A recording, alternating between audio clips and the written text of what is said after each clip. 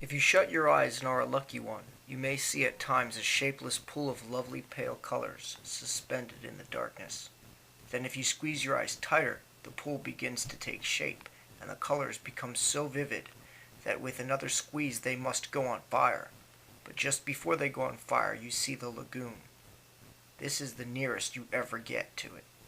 On the mainland, just one heavenly moment. If there could be two moments, you might see the surf and hear the mermaids singing. The children often spent long summer days on this lagoon, swimming or floating most of the time, playing the mermaid games in the water and so forth.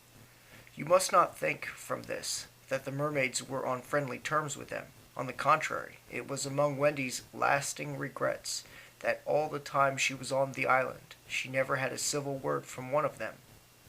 When she stole softly to the edge of the lagoon, she might see them by the score, especially on Marooner's Rock, where they loved to bask, combing out their hair in a lazy way that quite irritated her.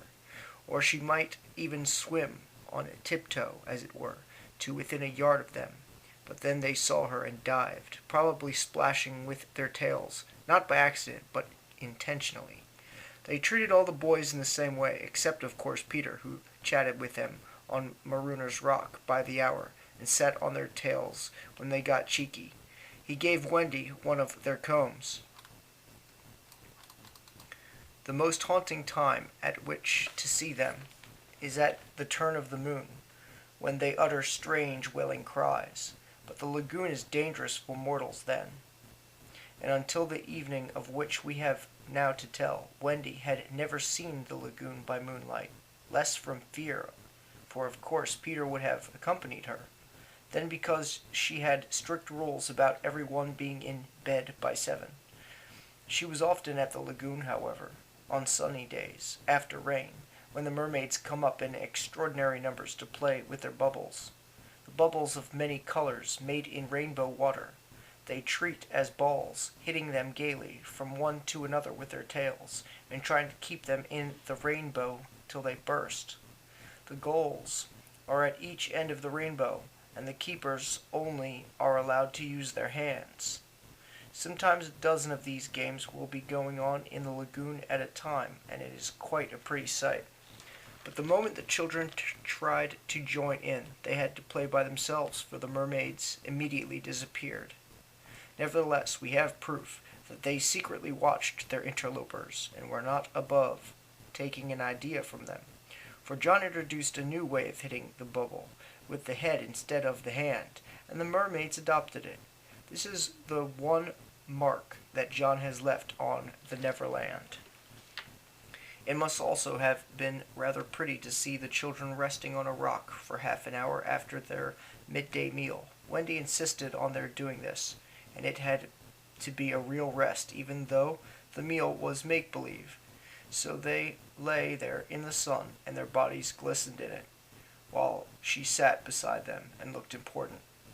It was one such day, and they were all on Marooner's Rock. The rock was not much larger than their great bed, but of course they all knew how not to take up much room, and they were dozing, or at least lying with their eyes shut and pinching occasionally when they thought Wendy was not looking.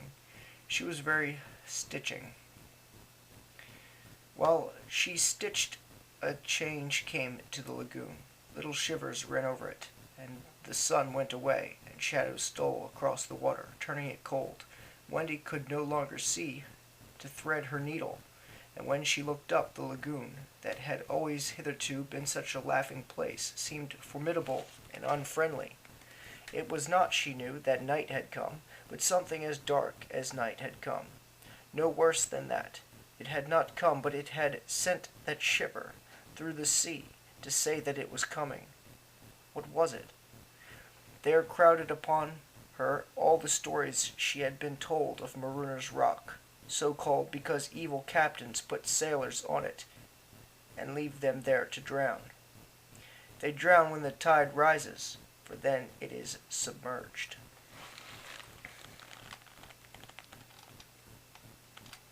Of course, she should have roused the children at once, not merely because of the unknown that was stalking toward them, but because it was now no longer good for them to sleep on a rock grown chilly. But she was a young mother, and she did not know this. She thought you simply must stick to your rule about half an hour after the midday meal. So, though fear was upon her, and she longed to hear male voices, she would not waken them, even when she heard the sound of muffled oars. Though her heart was in her mouth, she did not waken them. She stood over them to let them have their sleep out. Was it not brave of Wendy? It was well for those boys, then, that there was one among them who could sniff danger even in his sleep. Peter sprang erect, as wide awake at once as a dog, and with one warning cry he roused the others. He stood motionless, one hand to his ear. "Pirates!" he cried. The others came closer to him. A strange smile was playing about his face, and Wendy saw it and shuddered. While that smile was on his face, no one dared address him. All they could do was to stand ready to obey. The order came sharp and incisive. "Dive!"